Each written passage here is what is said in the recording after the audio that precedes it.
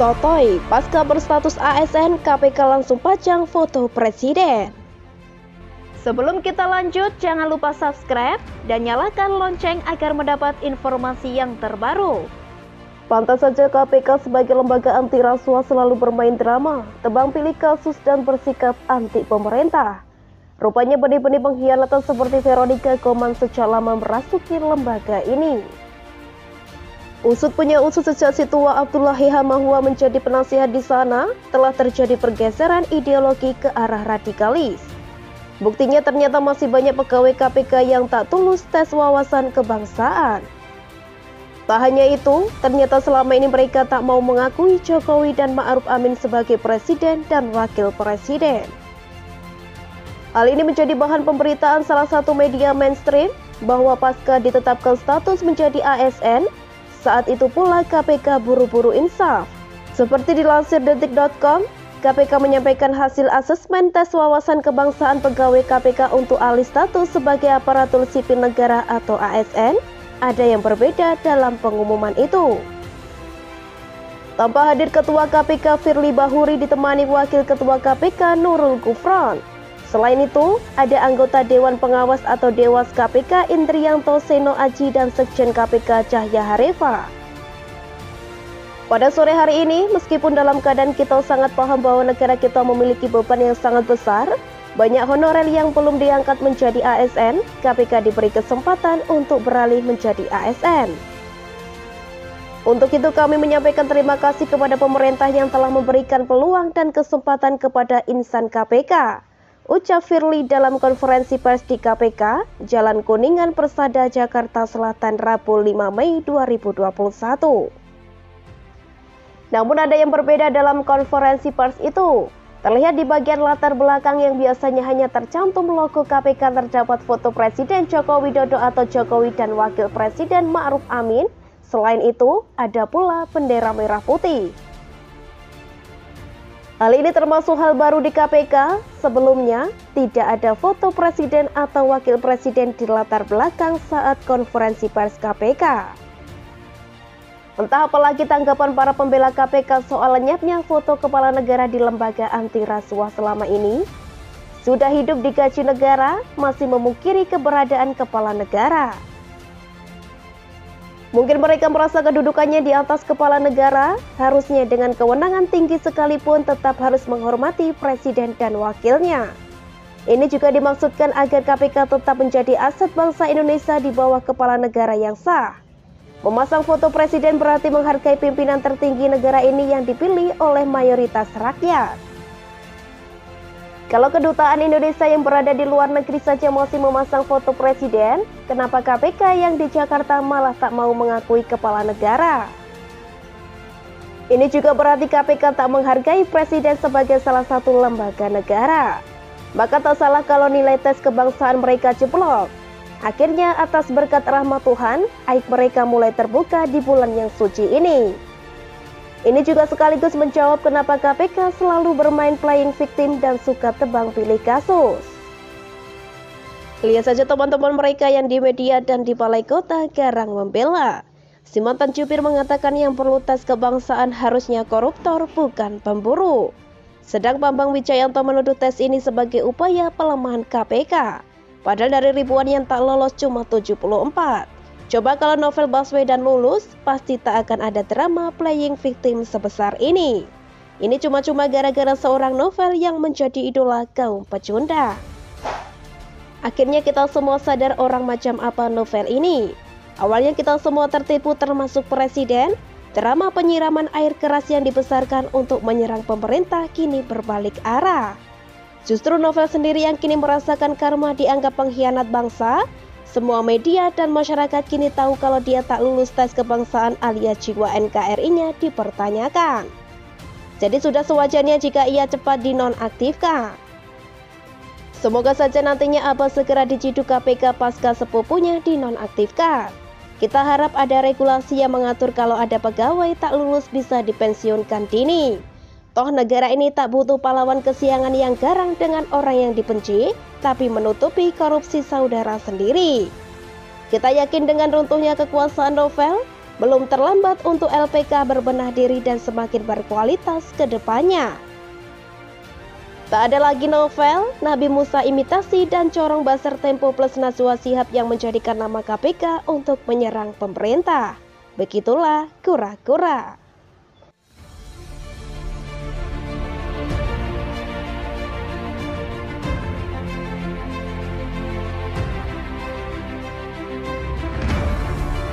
Somad kafirkan Gus Miftah yang masuk gereja, tapi sebut pengebom jihad.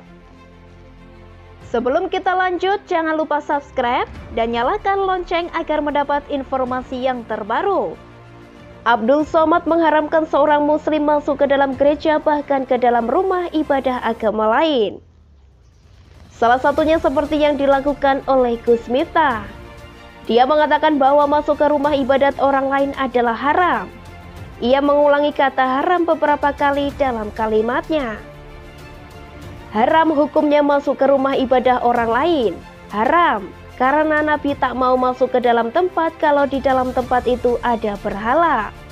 Maka dalam Islam, mazhab Syafi'i mengharamkan masuk ke dalam rumah ibadah di dalamnya ada berhala. Kata Abdul Somad dilansir dari channel YouTube pribadinya. Karena menurut dia, Nabi tidak mau masuk ke dalam tempat ibadah kalau di dalamnya ada berhala. Karena menurut dia, Nabi tidak mau masuk ke dalam tempat ibadat kalau di dalamnya ada berhala. Menurutnya dalam urusan ibadah, ritual tidak boleh ada tawar-menawar. Menurutnya sekarang banyak yang tidak bisa membedakan bahkan kebablasan mana toleransi, mana telur asin. Menurutnya, jangan karena toleransi, umat Islam mengorbankan keyakinan dan akidah. Dan menurutnya, Islam tidak pernah diajari bagaimana berinteraksi sosial dengan saudara non-muslim karena menurutnya. Dan menurutnya, Islam tidak pernah diajari bagaimana berinteraksi sosial dengan saudara non-muslim karena menurutnya, Muslim sudah lama bertetangga dan sudah bisa berkawan dengan mereka yang berbeda agama. Selain Somad, Ustadz Adi Hidayat juga mengait-ngaitkan zaman penjajahan. Portugis yang pertama kali membawa agama Kristen dan Katolik di Nusantara lewat Selat Malaka dengan tujuan gold, glory, dan gospel. Salah satunya adalah gospel yaitu dalam mengabarkan Injil Kristen. Menurut Adi Hidayat, di masa tahun 1330 Hijriah berkembang sebuah fatwa bahwa Kiai Haji Hasyim Asy'ari melarang ikut-ikutan masuk ke dalam gereja. Bahkan menurut Adi Hidayat, Hasyim Asy'ari mendukung siapa yang ikut ke gereja atau bahkan menggunakan simbol-simbol, topi, dan sebagainya. Bahkan menurutnya ada fatwa tidak boleh masuk ke gereja. Dan Gus Miftah tahu akhirnya bahwa dirinya mendapat banyak sekali cemooh negatif karena memberikan sambutan berisi nasihat soal persatuan di atas mimbar Gereja Batal Indonesia Amanat Agung. Gus Miftah menjawabnya dengan sangat elegan dan sangat tenang dan Gus Miftah ini kelihatannya sudah selesai sekali dengan dirinya. Tidak ada kebencian di dalam klarifikasi yang memunculkan dan tidak ada upaya pemecah belah seperti yang dikerjakan oleh Abdul Somad dan Adi Hidayat. Dia bahkan mengucapkan terima kasih kepada mereka yang menghujat dirinya dan mengatakan dirinya kafir, sesat, bangsat, dan lain-lain. Menurut Gus Miftah, mereka ini orang yang luar biasa dan bisa jadi penghasut dan penghina. Gus Miftah itu dianggap benar dan Gus Miftah yang salah atau sebaliknya bahkan. Dasar hukum dari Gus Miftah penjelasan ia meminta simak dan menjadikan ini bahan diskusi dan belajar kepada siapapun. Gus Miftah mengatakan bahwa orang yang kafir selama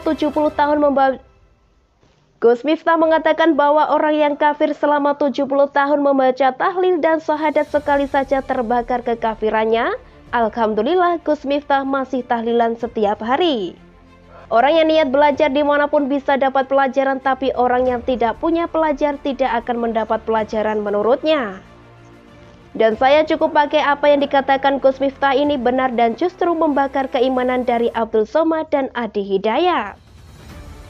Gus Miftah juga mengatakan bahwa dia datang bukan untuk melakukan ceramah agama di gereja, tapi dia datang untuk dalam rangka peresmian gereja bukan dalam rangka peribadatan.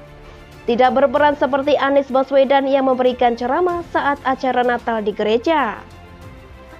Sedangkan Gus Miftah meresmikan gereja, kenapa sih orang datang ke gereja dianggap kafir sedangkan orang yang ngebom gereja dianggap jihadis? Bahkan menurut Adi Hidayat, Hasyim Asy'ari mendukung siapa yang ikut ke gereja atau bahkan menggunakan simbol-simbol, topi, dan sebagainya. Bahkan menurutnya ada fatwa tidak boleh masuk ke gereja. Dan Gus Miftah tahu akhirnya bahwa dirinya mendapat banyak sekali cemooh negatif karena memberikan sambutan berisi nasihat soal persatuan di atas mimbar Gereja Batal Indonesia Amanat Agung. Gus Miftah menjawabnya dengan sangat elegan dan sangat tenang, dan Gus Miftah ini kelihatannya sudah selesai sekali dengan dirinya. Tidak ada kebencian di dalam klarifikasi yang memunculkan dan tidak ada upaya pemecah belah seperti yang dikerjakan oleh Abdul Somad dan Adi Hidayat. Dia bahkan mengucapkan terima kasih kepada mereka yang menghujat dirinya dan mengatakan dirinya kafir, sesat, bangsat, dan lain-lain. Menurut Gus Miftah, mereka ini orang yang luar biasa dan bisa jadi penghasut dan penghina. Gus Miftah itu dianggap benar dan Gus Miftah yang salah atau sebaliknya bahkan. Tapi kok hanya karena satu video orang yang dituduh kafir ya? Saya yakin dia dituduh kafir karena dia itu Nahdlatul Ulama. Kentut atau bersama-sama Ormas NU ini adalah ormas yang menjadi ormas terbesar di negara ini dan mau dikecilkan oleh ormas radikal lainnya. Logika Abdul Somad ini benar-benar bahaya dan tidak bisa dianggap enteng. Karena rekaman-rekaman Abdul Somad tentang agama dan penghinaan terhadap simbol-simbol Kristen ini sudah jelas ada.